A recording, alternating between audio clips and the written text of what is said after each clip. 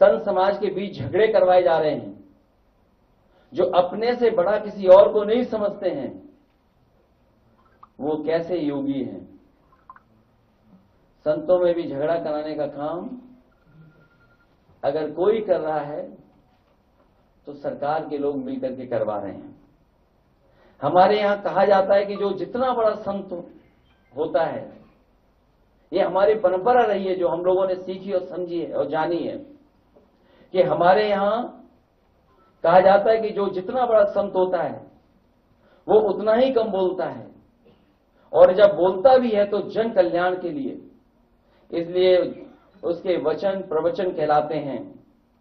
यहां तो सब उल्टा ही है, इनकी योग्यता की परीक्षा करवानी पड़ेगी, क्योंकि जिस तरह के भाषा इस्तेमाल हो रही है उससे कहीं ना कहीं लग रहा है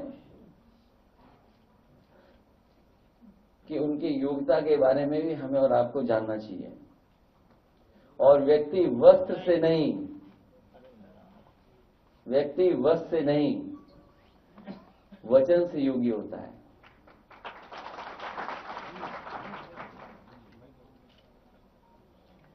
जो लोग हमेशा अमृत काल को याद दिलाते हैं, ये आजादी का नहीं बर्बादी का अमृत काल है, और नकारात्मक लोगों का भी कलयुग में सब उल्टा होता है। ना तो समझो वही हो रहा है, जो कलयुग है उसमें उल्टा होता है और सब उल्टा कर रहे हैं लोग। हमारे यहां ये माना जाता है कि जितना बड़ा ज्ञानी होता है वो उतना ही चुप रहता है, इसलिए हमारे यहां मौनी और मुनि की परंपरा रही है। मुनि की परंपरा साधु संतों में, या मौनी की परंपरा, और कलयुग है इसलिए सब उल्टा हो रहा है।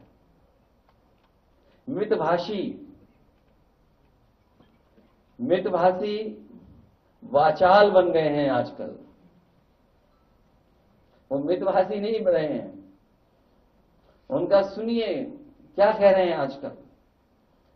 मृदभाषी कटुभाषी बन गए हैं, सत्य वचनी झूठे प्रचारक बन गए हैं, अभय निवारण करने वाले भय का प्रसारण कर रहे हैं,